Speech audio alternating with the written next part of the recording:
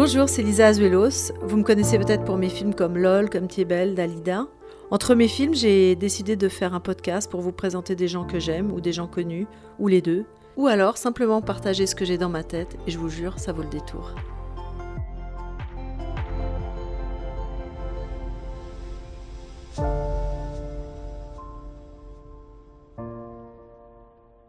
Je sais pas pourquoi je pense à Robin Williams quand il disait « Good morning Vietnam !» Et moi j'ai envie de dire « Good morning 2025 !» Il est génial ce film, franchement. Ça donne envie de faire des podcasts sur un bateau. Ça donne envie de faire... ouais. Ça donne envie qu'il soit pas mort aussi. Ouais. Un peu comme ce qui est arrivé à notre ville où on s'est rencontrés, toi et moi, Antoine. Pas Oui. Antoine.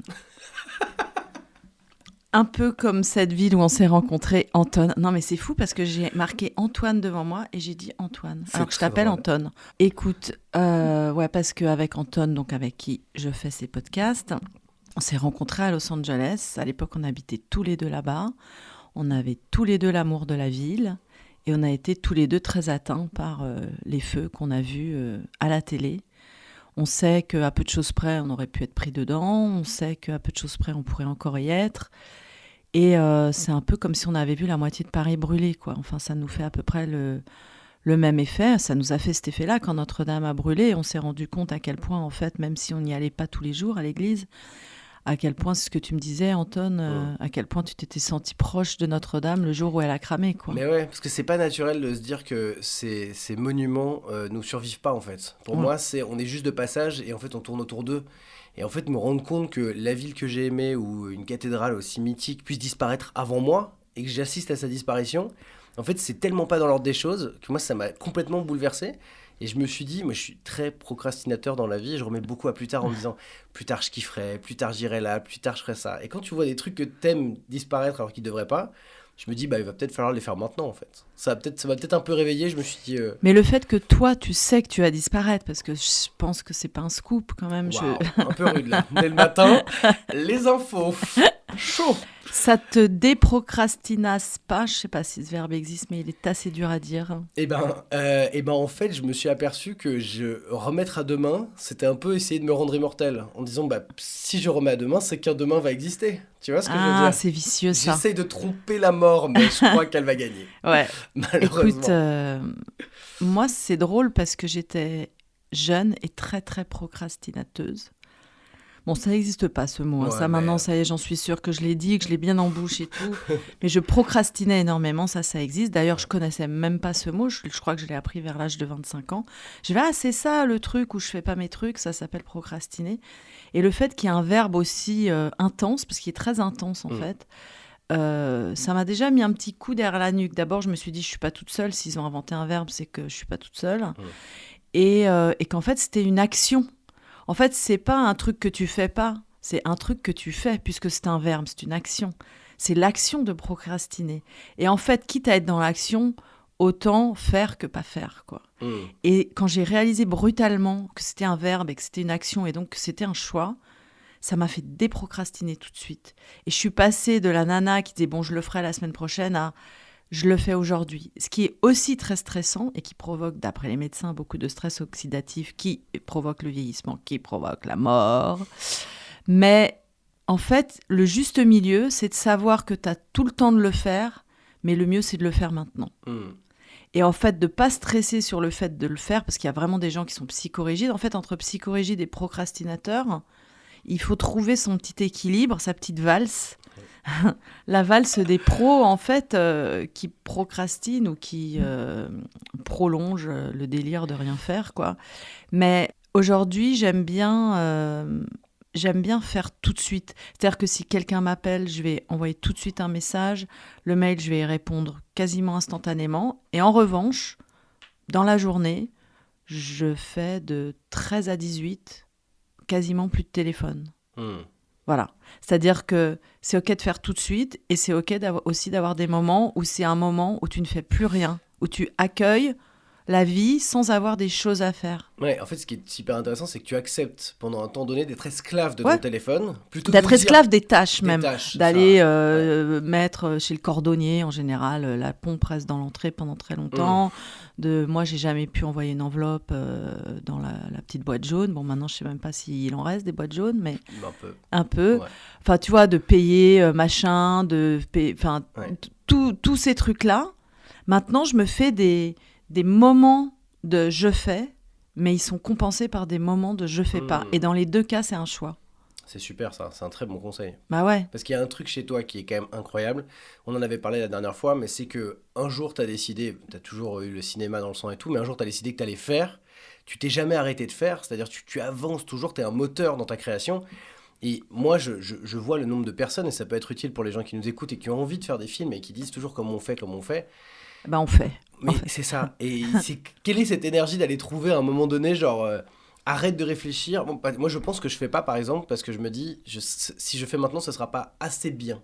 Tu vois, j'ai l'impression J'adore, que- c'est mon sujet préféré, Voilà. ça. J'ai l'impression qu'il faut que ce soit parfait au premier jet. Ah, ça, c'est mes préférés, Jean. Mais je savais pas que t'en faisais partie. Bah ouais, c'est pour ça, moi. C'est les gens qui veulent que ce soit parfait. Mm. Moi, en fait, chaque fois que je fais quelque chose, je sais que ce sera un peu raté. Et je l'accepte. Ma vie aussi, elle n'est pas parfaite. À un moment, je vais mourir, il y aura eu des trucs, je me dis, ah, j'aurais pas dû faire ça, j'aurais pas dû aller là, j'aurais pas dû dire ça, j'aurais pas dû aimer lui, j'aurais pas dû... Mais il y a tellement de choses que merci que je les ai faites. Quoi. Bien sûr. Donc, et en fait, je suis entourée de gens, mais parce que je pense que je suis pas passée loin, de gens qui veulent tellement que ce soit parfait qu'ils font pas. Et c'est un peu mes amours, ces gens-là. Donc, tu vois, tu fais un autre encore titre que de l'amitié, partie de ces amours-là. C'est-à-dire que, en fait, c'est un manque de compassion envers soi-même, quoi. Et surtout, on oublie cette phrase qu'on apprend très, très vite. Moi, je crois que je l'ai appris très tôt. L'erreur est humaine. Ça veut dire que pas d'erreur, c'est inhumain, surtout. C'est ça que ça veut dire. Et en fait, ton erreur... elle te porte aussi parce que elle est aussi ton maître, elle est aussi ton prof, elle est aussi ah bah la prochaine fois je mettrai pas ma caméra là, ah bah la prochaine fois je ferai pas 15 jours de prépa mais 3 semaines, ah bah la prochaine fois je prendrai pas un acteur que j'ai pas senti tout de suite mais que je me suis laissé convaincre, enfin des choses comme ça. Moi j'ai fait plein d'erreurs dans mon premier film, bon il se trouve que ça reste un carton que les gens adorent le voir et tout, mais si je repasse comme T'es belle aujourd'hui et que je te fais le commentaire de toutes mes erreurs de ce film, tu vas rigoler. Et c'est pareil pour LOL. Et en plus, j'ai fait le remake de LOL. Et en faisant le remake, j'ai fait les mêmes erreurs. Alors que je me dis, il faut absolument pas que je commette cette erreur. Il y a des erreurs qui t'appartiennent pas, en fait. Il y a des erreurs qui sont inhérentes au projet. Il y a des erreurs que tu penses qu'elles sont des erreurs. En fait, c'était maître, c'était prof. Donc, faut pas... Je vais dire une chose un petit peu en belge, ça passera mieux quand même. Il faut pas péter plus haut que son cul. C'est-à-dire, qu'est-ce que je veux dire par là ? Je veux dire que toi, ta mission, c'est d'avoir une idée, qui est une forme d'énergie, que ton énergie corporelle matérialisée dans ce monde en ce moment permet de matérialiser dans le monde pour les autres. Et c'est tout. On t'a pas demandé que ce soit parfait. On t'a pas demandé que ce soit la représentation totale de ce que tu voulais dire. On t'a demandé juste que ce soit fait. On t'a envoyé, ou tu as accaparé, ou tu as pris, tu as été transmis. On t'a transmis une idée, une envie. Envie, si tu sépares le mot en deux, c'est quand même être vivant, tu vois, envie. Donc tu as cette envie, et ton but en tant que vivant, c'est de la matérialiser. C'est ça le but de la vie, en fait. Ouais, c'est soulage d'entendre ça. Ouais. À un moment, t'auras plus de corps, t'auras plus de matière, et ça se trouve, t'existeras plus. Ça aussi, je vais le dire en belge, parce que ça fait un peu de la peine. Mais là, tant que t'existes, ça veut dire que tu peux transformer ce qui n'existe pas en ce qui existe. Et c'est ton unique pouvoir, mais c'est un pouvoir énorme. C'est le pouvoir créateur. Le verbe être, c'est un verbe qui crée aussi. Tu vois, c'est le pouvoir de la création. Et on dit Dieu, le Père créateur. Mais c'est en ça qu'on est chacun des dieux. C'est-à-dire qu'on a en nous ce pouvoir créateur. Bon, même si les femmes créent un peu plus que les hommes des êtres humains, si on n'était pas engendré, s'il n'y avait pas la petite graine, il n'y aurait pas de création non plus. C'est-à-dire que nous, on a une création en temps long. On sait qu'il faut 9 mois pour sortir un bébé. Un garçon, en général, ça lui prend 3 secondes. Et encore, je suis généreuse, ça aussi, je vais le dire en belge. Décidément. Aujourd'hui, c'est la grande journée de la Belgique. N'empêche que ce qui est extraordinaire, c'est justement la rencontre de cette pensée, cette envie qu'on peut comparer quelque part à la petite graine, tu vois, qui va tout à coup rencontrer le principe créateur et le principe qui va engendrer, qui va laisser du temps. C'est comme la terre qui va faire que ça mûrit dans l'ombre, personne ne le voit. Tu vois, les gens, ils disent « Ah, ça pousse bien ». Mais pour que ça pousse bien, il faut quoi 1 an dans la terre, 6 mois dans la terre, 3 mois dans la terre, tout seul, dans le froid, humide. Tu sais pas si un jour tu verras le jour. Je veux dire, en tant que graine qui pousse et qui se transforme en grain de blé, en pain, en ce que tu veux derrière, en pâtisserie, en grand chef, en Pierre Hermé. À la base, Pierre Hermé, s'il n'y a pas cette graine qui va être plantée, qui va être toute seule dans le noir, il n'existe pas, quoi. Et quand tu réfléchis à ça, à mettre ensemble ces 2 trucs où tout à coup, tu as une graine toute seule qu'on jette comme ça dans la terre, qui se fait « Putain, qu'est-ce qui m'arrive ?» et tout. Après, on prend d'eau dans la gueule, il y a des vers qui sont là, elle est toute seule, elle ne sait pas qu'est-ce qui va se passer, mais elle a l'envie d'aller voir le soleil, elle a l'envie de grandir, elle sait qu'elle a un autre destin que juste cette pauvre graine enfermée dans le noir au sous-sol, quoi, tu vois. Et peut-être que la graine rêve de Pierre Hermé avant même que Pierre Hermé rêve de son gâteau, tu vois. C'est beau ça. J'ai presque dit en belge, mais c'est resté un peu français. Ouais. Mais tu vois, et c'est cette conscience-là que j'ai de plus en plus et à laquelle j'essaye de me raccrocher de chaque jour un peu plus. C'est-à-dire que quand je marche dans la rue, vraiment, je me dis, qu'est-ce qui va me créer aujourd'hui ? C'est pas moi, qu'est-ce que je vais créer ? C'est qu'est-ce qui va me créer ? Parce que j'ai pas à péter plus haut que ce cul-là, quoi. C'est pas que moi qui vais créer ma journée. Il y a aussi cette journée qui va me créer. Et d'arriver à laisser de l'espace pour ça, en même temps que tu as toute ta volonté, ta to-do list, tous ces trucs-là, qui sont aussi des choses qui existent et qu'il ne faut pas négliger. Ça fait partie de ma vie, cette to-do list. Mais j'ai aussi ma to-be list, tu vois. Et la to-be list, c'est pas moi qui l'écris, en fait. C'est le fait d'être vivant et je lui laisse de l'espace. C'est très beau. Ouais, c'est pas mal. Franchement, pour un dimanche matin. Franchement. Après avoir dansé comme une dingue hier soir dans cette boîte merveilleuse pour laquelle je vais faire quand même une part de pub pour les gens qui m'écoutent, qui s'appelle Maison 3, qui est à mon avis le petit endroit secret de Paris où c'est à la fois le plus chic, le plus disco. Les toilettes sont quand même entièrement faites en boule à facettes. Je crois qu'on va poster pour ce podcast cette photo de moi dans cette boule à facettes géante. Voilà, c'est un endroit magnifique où aller boire un verre. Les cocktails sont extraordinaires. Et c'est vrai qu'hier, j'ai énormément dansé. J'ai cru que j'avais 14 ans et j'ai dû me lever cette nuit prendre un Advil tellement j'avais mal aux genoux. Voilà, ça s'appelle vieillir. Mais qu'est-ce que tu veux que je te dise ? Pendant un moment, j'ai cru que j'avais 14 ans et les deux sont vrais, je pense. Bien sûr. Bah oui, il y a toujours la Lisa de 14 ans qui est là. Il y a aussi celle de 84 qui est là déjà. Ah ouais, mais elle est déjà vraiment là. Hein. Elle attend de pied ferme. Elle dit alors c'est aussi mon genou. Ouais, c'est aussi mon genou. Ça va grincer maintenant. Waouh, c'était. Mais j'ai énormément dansé pendant 1 heure. Les vidéos sont incroyables. Ouais. Ah ouais, là, il faut peut-être faire on en mettra quelques-unes. Ouais. Ça donne très envie de danser. Tu m'as montré ça. Mais en fait, pour moi, la danse, c'est ça. C'est vraiment. Tu vois, ça revient à ce que je te dis. Il y a plein de gens qui aimeraient bien danser, mais ils se disent « je vais être ridicule » et ils dansent pas. Moi, je sais que je suis un peu ridicule, je suis un peu en surpoids. En revanche, si j'entends de la musique, je peux pas m'empêcher de laisser la musique rentrer en moi. Quand ça rentre en moi, je peux pas rester fixe. Je suis obligée de laisser ce que ça me procure devenir un mouvement. Alors, j'essaye que ce soit un peu coordonné et joli, mais en fait, je pense pas à ce que ce soit joli, je pense à ce que ça exprime la joie que ça me donne. En fait, quand je danse, c'est ma joie en mouvement.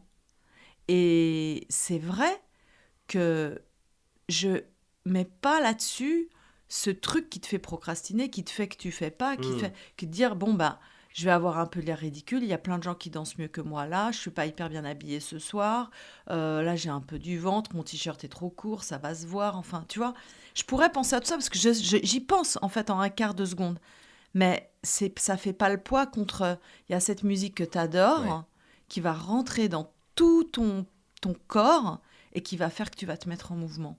Et en fait, je pense que les gens qui font pas, c'est des gens qui se laissent pas imprégner par la joie que c'est d'avoir eu cette idée, ce besoin d'exprimer quelque chose, de changer une petite réalité, etc. quoi. Et Oui, t'as décidé que le regard sur ton bonheur est plus important que le regard des autres ouais, sur ce sur, que tu devrais ressentir, en fait. sur whatever. Ouais, c'est En ça. fait, le regard des autres, pour moi, il existe pas tellement.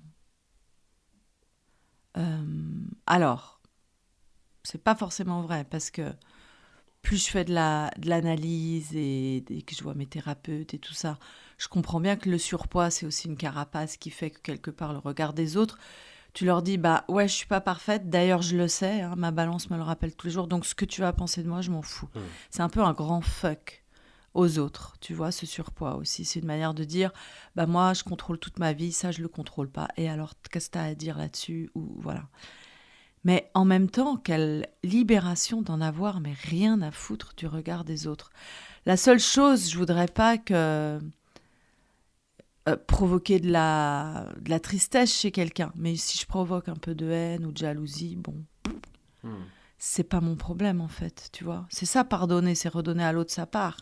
Si après, j'ai envie de parler aux gens qui seraient éventuellement un peu jaloux, qui m'aimeraient pas, je leur dirais bah pourquoi, qu'est-ce que j'ai fait mais je sais que j'ai pas forcément fait quelque chose. En fait, il y a quelque chose chez moi qui les renvoie à quelque chose chez eux qu'ils aiment pas, quoi. On est tous les boomerangs des uns des autres. C'est ça, ouais. Et quand il y a un regard malveillant sur moi ou qu'il y a une parole malveillante, bon, avant, j'essayais peut-être un peu de convaincre, maintenant, t'es plus mon copain, je lui dis. Bah, t'as bien raison. C'est marrant, il y a un pote, sa psy lui a dit quelque chose qui l'a beaucoup soulagé, donc je transmets. Elle lui a dit, génial. les gens ne parlent que d'eux. Et à partir de cette phrase, il a dit, mais oui, en fait, quand on me fait un reproche, quand on appuie sur quelque chose, c'est que ça renvoie, c'est ce que tu dis, c'est que ça renvoie chez l'autre son malaise, son mal-être, etc. Et en fait, c'est les gens ne parlent que d'eux, donc si on dit, t'es pas un peu radin ? Écoute, regarde bien dans tes poches, si les oursins n'y sont pas. Parce qu'en vrai, je crois que tu ne parles pas de moi. Et en fait, franchement, je pense que le regard critique, on fait partie en tout cas des gens qui ont un regard critique sur nous qui peut être très acerbe, très violent.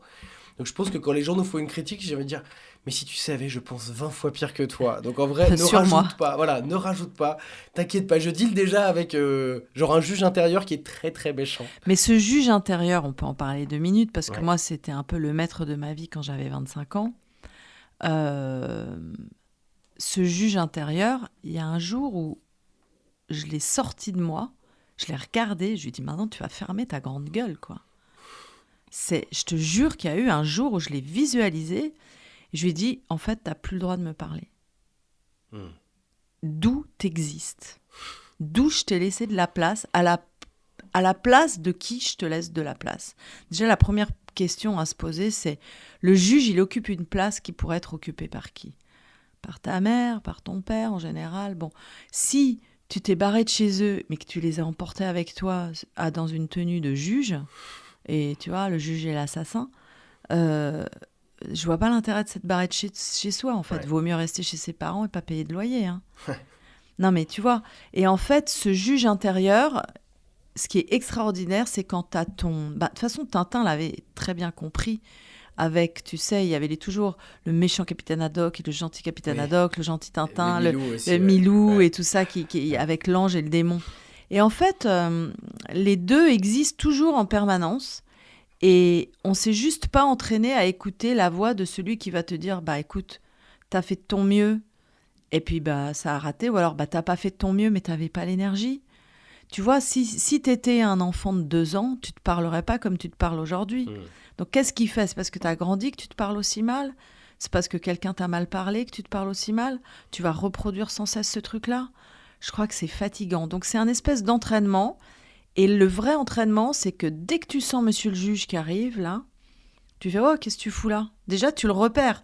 Parce qu'avant de le repérer, il peut se passer 1 heure. Tu peux passer de façon « J'y arriverai jamais ».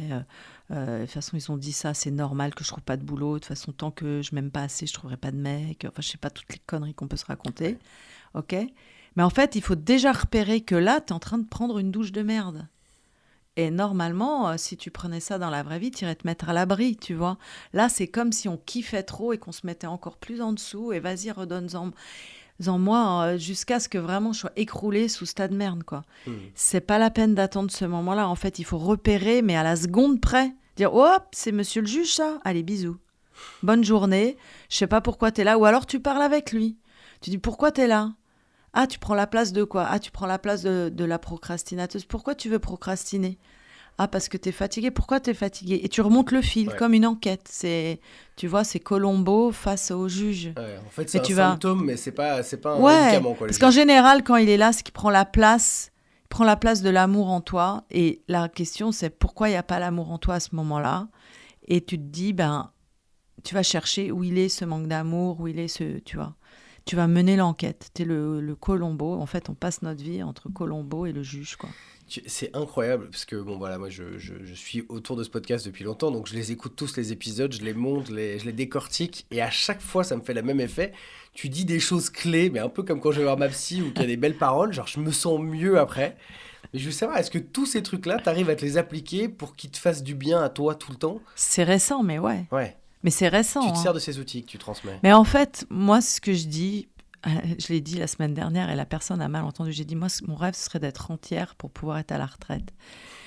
Et il a dit, mais tu es déjà entière, Lisa? J'ai dit, non, t'as pas bien compris, il y a un R devant, c'est rentière, je veux plus avoir à bosser, quoi.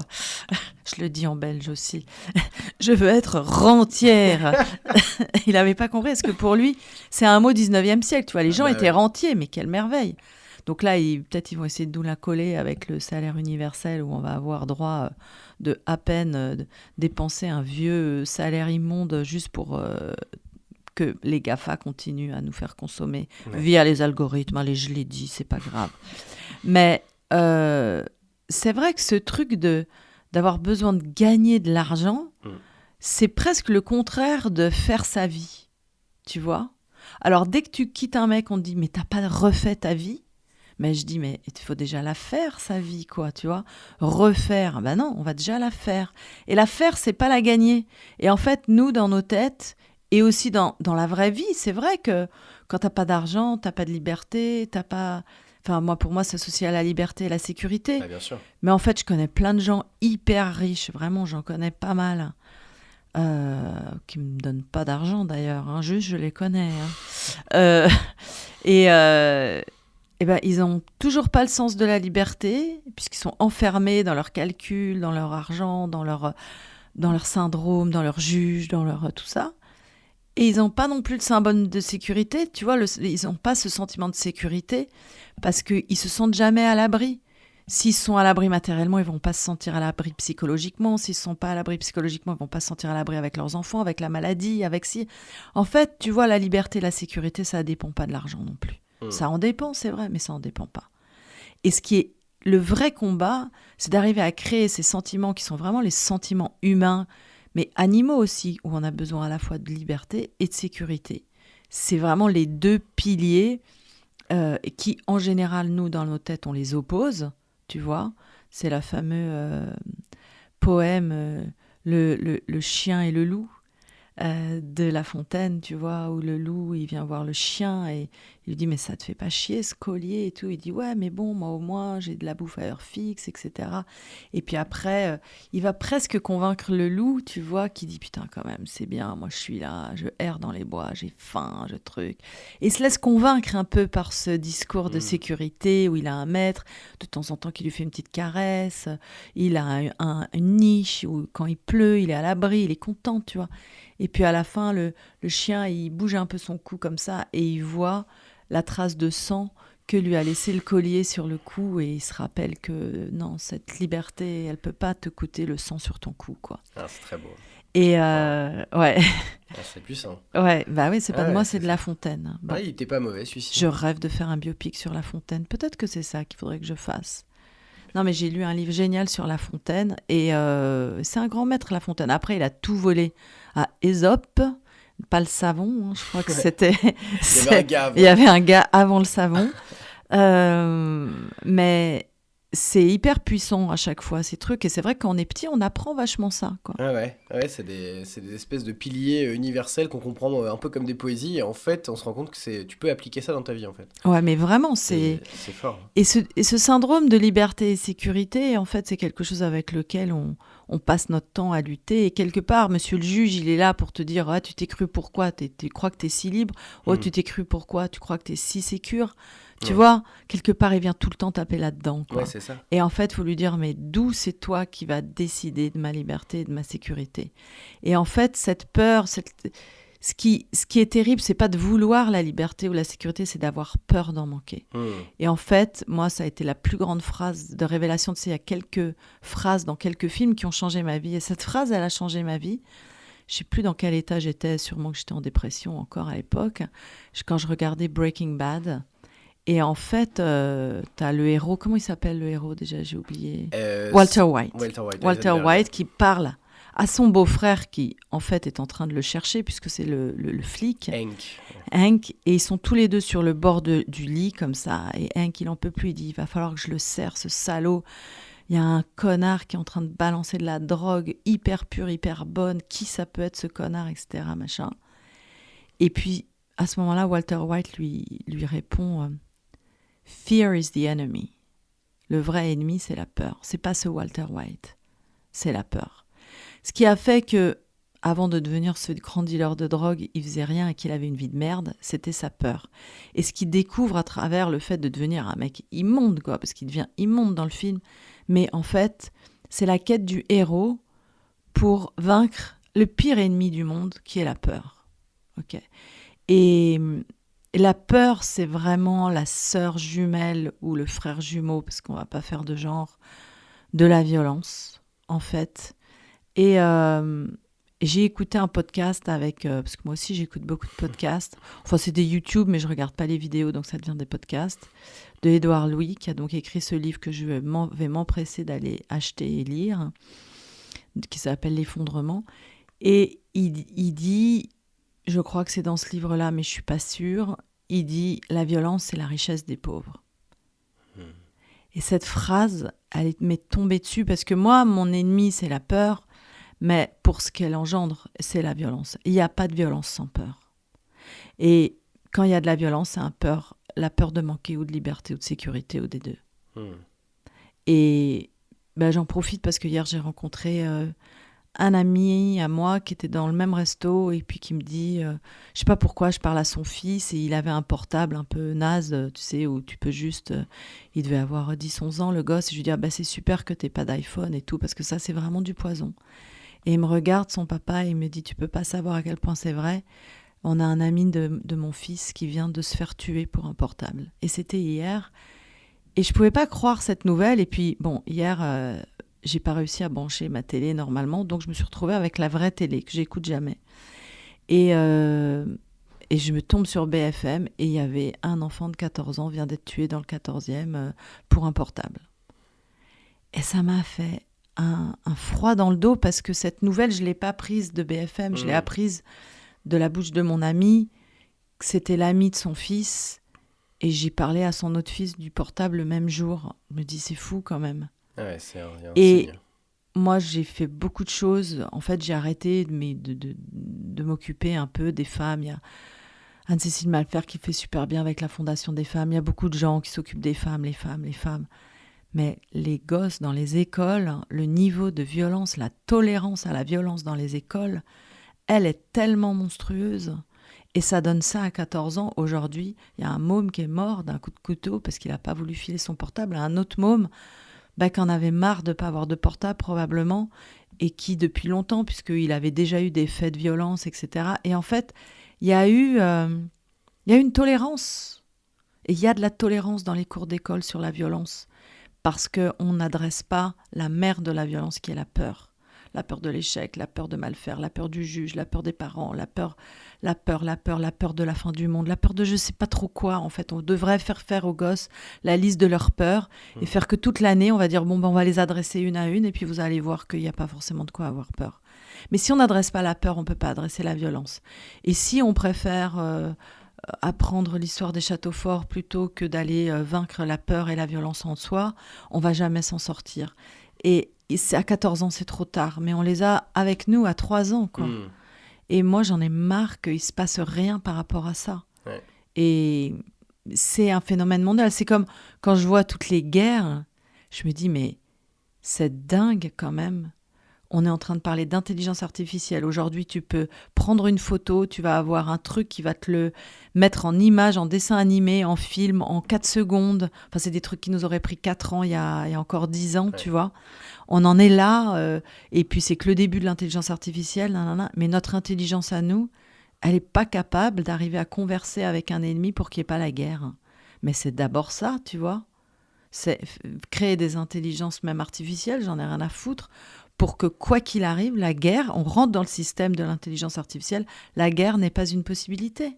C'est comme dans l'être humain, la guerre n'est pas une possibilité. Il y a forcément un passage entre toi et moi pour qu'il n'y ait pas la guerre. Ah ouais. C'est incroyable qu'on n'ait pas trouvé ce passage. Mais ce qui est fou, c'est qu'en fait, quand tu réfléchis à la guerre, à la violence, à la répression, tout est basé dessus. C'est-à-dire, le système éducatif, c'est il faut obéir sinon t'es puni. Et dans la vie, c'est pourquoi est-ce qu'on est, on est obéissant dans la vie? C'est parce qu'on a peur. On a peur de quoi? On a peur de la loi, donc de la police. Si la police suffit pas, donc de l'armée. Pourquoi est-ce que nos voisins... Et donc de la mort aussi, parce qu'il y a eu longtemps la condamnation à mort. Exactement, la condamnation à mort. Et puis être enfermé à vie, c'est être condamné à mort aussi. Mais c'est drôle parce qu'Édouard Louis parle beaucoup de ça dans le podcast que j'ai écouté. Et il fait la promotion d'un livre que je vais aussi acheter, qui est pour en finir avec le système carcéral. Enfin, c'est pas ça exactement le titre. Et il dit que c'est un des plus grands livres qu'il a jamais lu. Mais moi, en fait, je sais même pas si je vais le lire parce que je le sens à l'intérieur de moi que c'est pas parce qu'il y a surveiller et punir, comme disait Michel Foucault. Là, on a tout misé sur surveiller, c'est-à-dire on dit ah bah oui, on a renforcé les caméras de surveillance. Bah, on voit d'ailleurs, ça a un impact génial sur la violence. C'est-à-dire qu'aujourd'hui, les mômes de 10 ans se butent. Donc c'est que tes caméras de surveillance, elles servent à rien, quoi.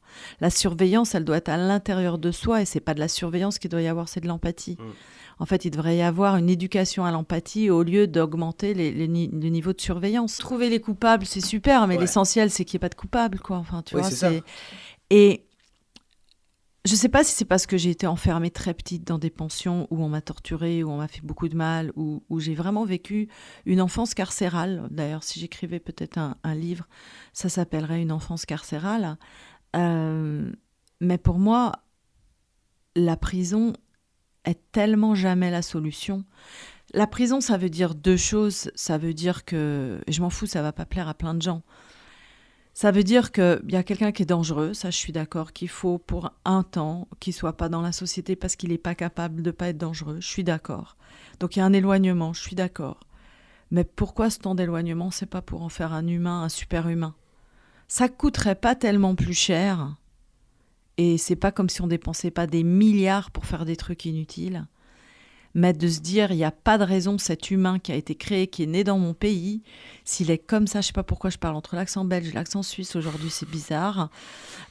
Cet humain qui a été créé dans mon pays, il est une partie de moi, il est une partie de mon pays, il est une partie de tout ça. Comment on va faire collectivement pour que ça se passe pas comme ça, quoi? Comment? C'est pas mon problème. C'est mon problème qui est de la violence. Et moi, comment j'essaie de régler le problème, parce que je vais pas tant que ça, j'y suis allée 2-3 fois en prison. J'ai beaucoup été emprisonnée, que ce soit petite ou à travers ma famille. Enfin, j'ai eu beaucoup de liens avec l'emprisonnement dans ma vie. L'emprise et l'emprisonnement. On parle beaucoup d'emprise aujourd'hui, mais qu'est-ce que c'est l'emprise si c'est pas de l'emprisonnement? Tu vois, quand on parle aussi de la liberté d'expression qu'on veut réguler, mais en fait, on a décidé de te mettre des barreaux dans la bouche, c'est que tes dents, ça devienne des barreaux de prison, quoi. C'est ça que ça veut dire. Et le fait qu'on ne soit pas confiant dans ce qui va sortir de notre bouche, dans l'expression de ce qu'on va dire, dans l'expression de ce qu'on va penser, ressentir, etc., c'est qu'il y a un manque de réflexion par rapport à tout ça. Donc, pour moi, la prison, c'est jamais la solution. La répression, c'est jamais la solution. La solution, c'est vraiment le dialogue. C'est comment moi, en tant que boomerang de toi, même si je te connais pas, même si c'est toi, assassin de 14 ans, qui a assassiné cet autre enfant de 14 ans que je connaissais pas, en quoi tu résonnes à l'intérieur de moi? Qu'est-ce qui, en moi, a permis ça? En fait, je me sens pas coupable de ce qui est arrivé, mais je me sens responsable. Et je me dis, quelle est la part de moi qui a envie de tuer? Quelle est la part de moi qui n'a pas envie de donner son portable? Pourquoi? comment je peux faire pour travailler sur ça ? Parce que c'est ça que c'est en train de me dire, ces deux histoires-là, quoi. Et c'est là-dessus que je peux travailler, moi, en tant que Lisa, qui n'a rien à voir avec cette histoire. Et c'est important d'apprendre aux uns et aux autres à quel point on est les boomerangs des uns et des autres et de travailler ensemble sur ces problématiques. Moi, je sais que, par exemple, quand j'arrive dans une queue, pour faire la queue, soudain, dans ma tête, je deviens dingue, je ne peux plus réfléchir à rien et j'ai envie de tuer les gens qui sont devant moi. Parce que je veux être la première devant le comptoir. Je ne veux pas être dans la queue. Pour moi, c'est intolérable. Alors, j'ai appris que c'était probablement un truc un peu lié à mon TDAH, là, ou je sais pas comment on dit. Un petit trouble de l'attention. Un petit trouble de l'attention, Ouais. un truc qui fait que vraiment, je me transforme en monstre, quoi. Et j'essaye de travailler sur ce monstre, et c'est super dur. Et je sais que j'y arriverai. Je pense que, bon, de toute façon, quand je serai en chaise roulante, peut-être, ou que j'aurai 84 ans parce que j'aurai trop dansé la nuit, et que j'aurai plus de genoux, je pourrais même plus faire la queue. Et Tu auras du les coup, caisses prioritaires. j'aurai les caisses prioritaires. Ah, voilà. Non, mais pendant longtemps, j'ai joué la femme enceinte, juste parce que j'avais un peu un gros ventre. Et en plus, je mettais ma fille complice. Elle dit, ça va, maman, j'ai hâte qu'il sorte, le bébé, et tout ça. Et on se tapait les caisses prioritaires à la FNAC, à Noël, avant qu'Internet existe, parce que je voulais pas faire la queue, quoi. Tellement drôle. Et elle était complice. Bon, après, c'est des grands moments et des grands souvenirs d'enfants-parents. Hein. Très drôle. On a beaucoup rigolé. Mais bon, tu vois, les caisses prioritaires, je les ai lâchées quand j'ai eu trop de rides pour être enceinte. Mais avant, j'y allais, quoi. Je suis désolée, je suis enceinte. C'est génial. C'est ta fille maintenant qui fait la fille enceinte ? Bah bientôt. Non. Mais elle est trop mince. Elle va jamais pouvoir faire la femme enceinte. Zut. Bon, bah, il faut faire semblant de boiter, alors. Il ne reste que ça. Ouais, il ne reste que ça. C'est Quoique trop j'ai drôle. lu, et parce que ça a été ma grande technique, pendant longtemps j'avais hyper peur d'aller dans le métro le soir, j'ai toujours un peu peur d'ailleurs. Et c'était ma grande technique, c'était quand j'avais peur de me faire agresser, je me mettais à boiter. Je me disais comme ça, je me ferais pas agresser. Et en fait, j'ai appris qu'il y a 30% de plus d'agressions sur les gens qui sont un peu infirmes dans les métros et tout. Donc depuis que j'ai lu cette info, j'ai arrêté de boiter. En fait, tu sais Parce pas qu'ils se disent, exprès. c'est normal. Quitte à agresser quelqu'un, autant agresser quelqu'un qui court pas bien, quoi. Bah ouais. Non, mais c'est j'avais logique. mal réfléchi au Toi, dossier, tu t'es quoi. dit, je vais être moins En fait, moi, sexy je crois parce que toujours boite. que l'être humain est plus empathique qu'il ne l'est. Et c'est faux. En fait, ce qu'il veut, c'est une proie facile. Mais bon, c'est moche. Ah bah ouais. Si t'avais vu danser, je pense que tu serais plus du tout une proie parce que tu dois courir très vite. Hein. Je Ah bah, t'ai de vu toute sur façon. One More Time des Daft One Punk. more time. C'était assez Je me excellent. demande vraiment si j'ai le choix. Et si on me dit, allez, one more time, tu retournes sur Terre ou pas, tu vois, t'es devenu liquéfié, t'es dans l'air. En fait, hier, c'est marrant, j'ai eu une seconde et j'étais pas défoncée, j'avais pas fumé, rien du tout. Et j'ai eu une seconde où en fait, je me suis dit, en fait, quand t'es mort, t'es exactement pareil que quand t'es vivant, sauf que t'as plus de corps. Et je me suis dit, c'est quoi de pas avoir de corps, mais d'être encore soi, quoi.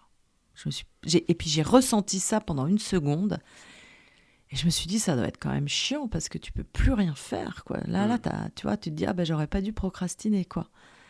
Mais si c'était ça, être mort, c'était simplement plus avoir de corps. Mais tu restes toi avec tes idées, tes pensées, tes conneries, tes machins, tout, quoi. Mais t'as plus de corps, tu peux plus agir, tu peux plus être. Tu vois ? Enfin, Ouais. tu peux plus être matérialisé. C'est ça, mais je pense que tu ressens beaucoup. C'est moi, la vision que je me fais de ça, c'est que tu as une sorte d'énergie qui est contenue dans un corps aujourd'hui et qui, toi et moi, le corps nous empêche beaucoup. Enfin, on est quand même Ouais. vachement. On est dans le monde. Enfin, tu toi, vois. moi et les autres, hein. Enfin, tous Ouais, les humains. beaucoup de gens, mais nous on est beaucoup dans le monde des idées. Moi, tu Ouais. m'avais dit une fois qu'une prof t'avait demandé à quoi sert ton corps et t'avais dit est-ce que les autres me voient. Ouais. Elle m'avait marqué cette phrase, comme beaucoup de phrases que t'as dites. Et en vrai, je me dis, moi, c'est un peu pareil. C'est-à-dire que le corps, c'est vraiment. C'est le bocal dans lequel il y a l'âme, quoi, tu vois. Alors que ça pourrait Mais être autre tu sais que chose. j'ai changé depuis, hein. Ah bah ouais, je sais. Parce que maintenant, en fait, c'est ça que j'ai compris. Être, c'est sentir. Mm.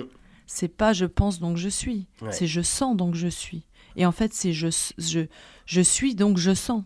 Mais c'est je sens donc je suis matérialisé. Ouais. Parce que je pense que même dématérialisé, je sens.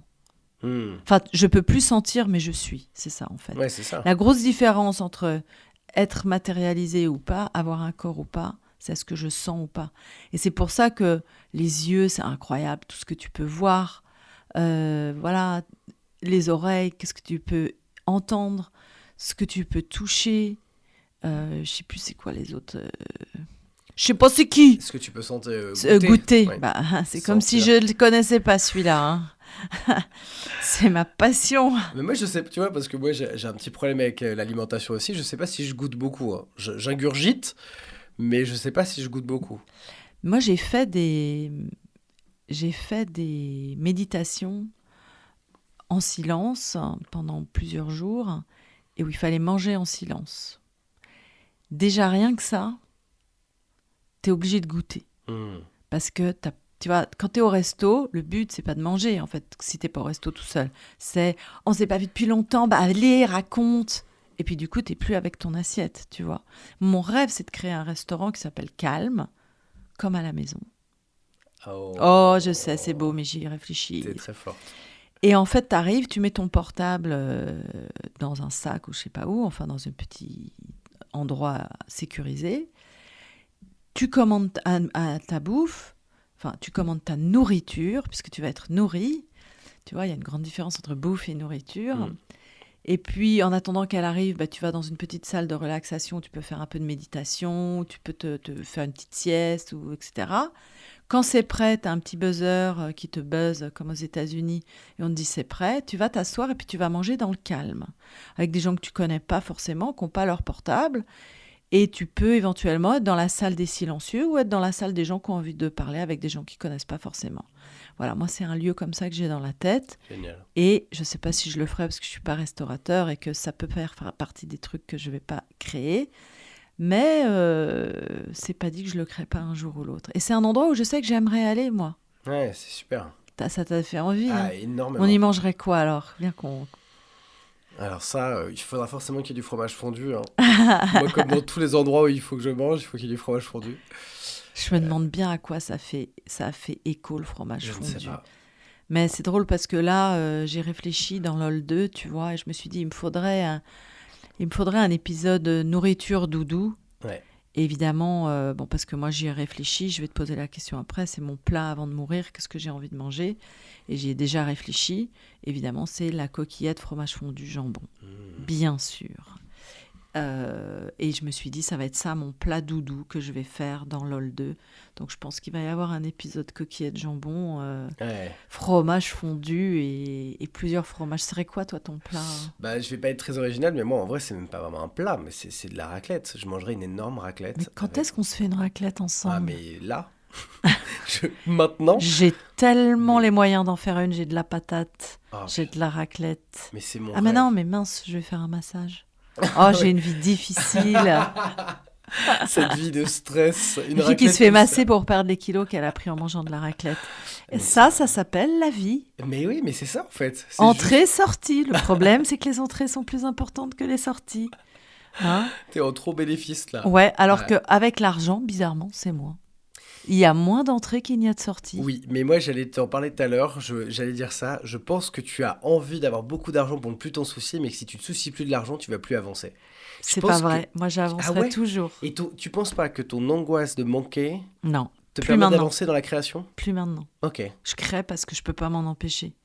Ah ouais, bon, c'est vrai En que ça fait, jaillit chez toi. Ouais, en fait, c'est ça, c'est en ça que c'est de la création. C'est que je procrastine le moment où je vais la matérialiser. Tu vois, par exemple, ce restaurant calme, il est dans ma tête depuis 2 ans et demi. Il est dans un coin de mon disque dur ou de mon disque mou. Mais j'ai pas abandonné le fait qu'il va exister un jour, ce restaurant. Tu vois? Et que j'ai de l'argent ou que j'ai pas de l'argent. Et déjà, il existe en moi, mais je pense qu'il existera quand il sera plus possible de le contenir. Ou alors, bah, il sera expulsé, tu vois. Bon, comme un œuf qui n'a pas éclos. Mais c'est ça la création. Et c'est pas parce que je vais avoir envie de gagner de l'argent que je vais faire ce resto. Je pense qu'il va pas gagner tant d'argent que ça, ce restaurant. C'est parce que j'ai envie d'avoir ce lieu-là un jour dans ma vie, puis de voir comment ce serait. Même si c'est un pop-up, même si c'est qu'une semaine. Ouais.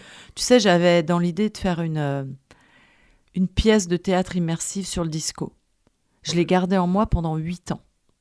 Et puis un jour, j'ai rencontré le mec qui a fait que c'était possible. Et j'ai fait cette pièce de théâtre en 2019. C'était pendant que ma mère était en train de mourir.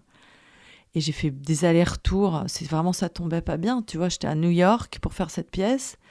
Et elle mourait à Genève. Et donc, j'ai fait 2 allers-retours par rapport à ça. Et l'année où elle est morte, en fait, chaque fois que j'écoutais du disco, ça me faisait pleurer. Alors que c'était la musique qui me rendait le plus heureuse. Parce que ça me rappelait que c'était pendant ma mère meurt. Mais je me suis dit, mais si elle était morte pendant que j'écoutais pas du disco, j'aurais été vraiment tellement plus malheureuse. Parce que le disco, c'est la musique de la joie pour moi. Et je me suis dit, c'est fou quand même que je sois soutenue par un projet qui m'a tenue pendant 8-9 ans, qui se concrétise au moment où quelque part je perds celle qui m'a créée aussi, tu vois. Et c'est comme si celle qui m'a créée mourait et que je devenais celle qui crée un projet que j'avais mis 8 ans, où j'étais enceinte de ce projet.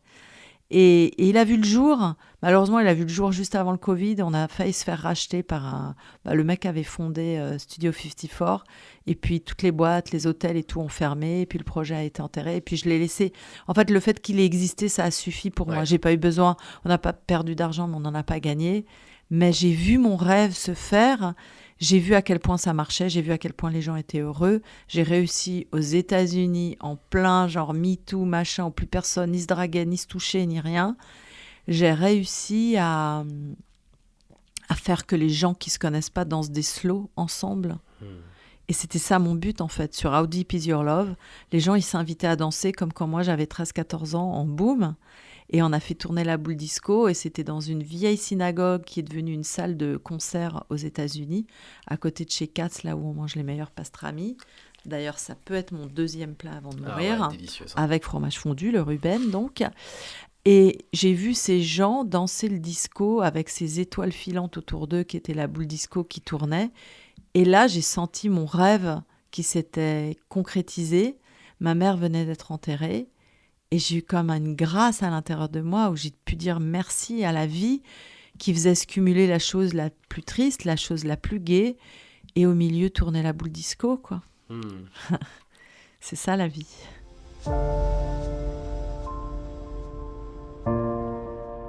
Et voilà, cet épisode est terminé. Merci d'avoir écouté le Lisa Azelos podcast. Et si vous avez envie de me soutenir ou que vous aimez mes podcasts, n'hésitez pas à vous abonner sur tous les réseaux sociaux. Tous les liens sont en description.